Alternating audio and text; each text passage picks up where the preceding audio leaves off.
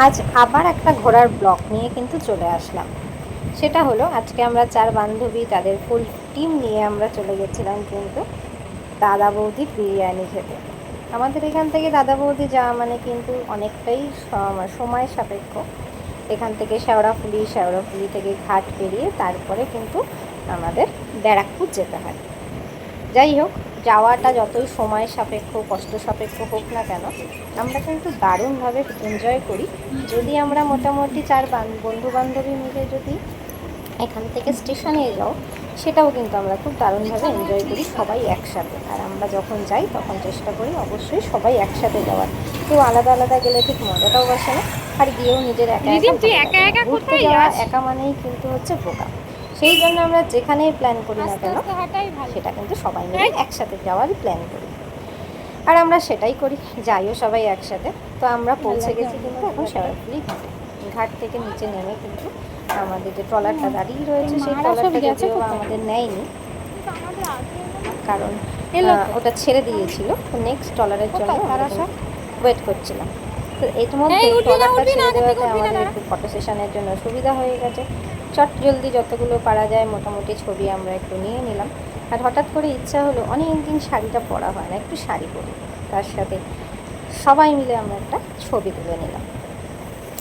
ছবি তুলে নেওয়ার পরে ট্রলারের মধ্যে অনেক বক বক করতে করতে কিন্তু আমরা গেলাম আমাদের ডেস্টিনেশনে। ভালোই লাগছিল ব্যাপারটা। বাইরের ওয়েদারটা সেদিনকে ছিল প্রচণ্ড একটা ভ্যাপসা গরম।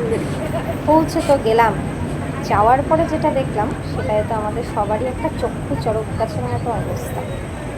সেটা হলো প্রায় মোটামুটি 500 জনের পরে গিয়ে হয়তো লাইনে গিয়ে দাঁড়ালাম। তো আমার বর কী করলো, যেহেতু আমাদের এক বান্ধবী প্রেগনেন্ট ছিল, সেহেতু তাকে নিয়ে একটা চেষ্টা করলো ভাগে ভাগে যদি কোনো একটা স্কিম করা যায়। যাই হোক, আমি একবার তোমাদের লাইনটা দেখিয়ে দিই। রোববার বিকেলে আমরা ভাবতাম আমরাই হয়তো শুধুমাত্র পাগল পাবলিক আছি, যারা বাড়িতে রান্নাবান্নার ভয়ে বাইরে কোথাও যেতে পারলেই বাঁচে। কিন্তু না, এখানে গিয়ে আমার ধারণাটা পুরোটাই ভুল হয়ে গেল। একমাত্র মনে হয় বেরসিক আমরাই ছিলাম, আমরাই রোববার মানে কবজি নিয়ে বাড়িতেই খাওয়া। কিন্তু দেখো এখানে ওই যে বললাম প্রায় 500 নিচে হয়তো মানে 500 লোকের পেছনে হয়তো গিয়ে আমরা দাঁড়িয়েছি। আবার মোটামুটি ঘুরতে যা আমরা আন্দাজ করলাম যে মোটামুটি 5টা, 4:30, 5টা তো বাজবে। তার আগে মনে হয় না আমরা চান্স পাবো। প্রচণ্ড লাইন, মানে অনেকটাই, মানে আমি আর ভিতরে যেতে পারলাম না। তার কারণ যতই যাচ্ছি ততই দেখছি লোক বেশি, সেই জন্য আমি আর গেলাম না, সেখান থেকে ব্যাক করলাম। সত্যি যারা খুব পপুলার হয় তাদের কিন্তু তাদের রেপুটেশনের অবশ্য করেই একটা দাম আছে, সেটা মানতেই হবে। নইলে এই দুপুর বেলাটায় এইরকম ব্যবসা গরমের মধ্যে তো এত লোক লাইন দিয়ে শুধুমাত্র দাদা বৌদির বিরিয়ানি খাবে বলে দাঁড়িয়ে থাকতে পারে। উল্টো দিকে আছে কিন্তু আমাদের আরও 2-4টে দাদা বৌদির রেস্টুরেন্ট, যা পরে জানা গেল সেগুলো পরে। যাই হোক, পরের বুদ্ধি কাজে লেগে গেল। মোটামুটি ঘন্টাখানেকের মধ্যেই আমরা চান্সটা পেয়ে গেলাম ভিতরে ঢুকে গেলাম। গিয়ে আমরা আমাদের সিট নিয়ে বসেও পড়লাম। ভিতরের অ্যাম্বিয়েন্সটা হচ্ছে আরও এতটাই ভালো। তখন মনে হচ্ছিল এতক্ষণ লাইনে দাঁড়িয়ে যে কষ্টটা করলাম, সেই কষ্টটা মনে হয় কিছুই। এবার আমরা পুরো পাল্টান বসে গেছি, এবার শুধুমাত্র হচ্ছে খাবার দেওয়ার অপেক্ষা।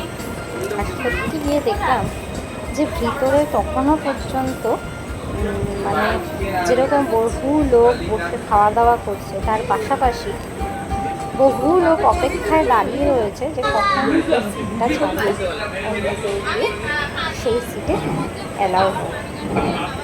দারুণ জাস্ট ভিতরের অ্যাম্বিয়েন্সটা আমি একবার দেখিয়ে দিলাম সবাইকে। সাজানো গোছানো টিকটক, মানে যে কষ্টটা আমরা করি সেই কষ্টটাকে তখন আর কষ্ট মনে হয় না। ব্যাস চলে আসলো আমাদের সেই চিরকাঙ্ক্ষিত দাদা বৌদির মাটন বিরিয়ানি। আমরা নিয়েছিলাম, আমরা মোট 13 জন ছিলাম। সেখানে মাটন বিরিয়ানি নিয়েছিলাম, স্যালাড, রায়তা, সমস্ত নিয়ে একটা কমপ্লিট প্যাকেজ আমরা পুরো একদম জমে গেলাম সবাই মিলে, ফুল ফ্যামিলি। এবং বিরিয়ানি শেষ করে আবার কিন্তু আমাদের খানিকক্ষণ আমরা অনেকটা সময় ওর ভিতরে কাটিয়েছিলাম। তারপরে আবার আমাদের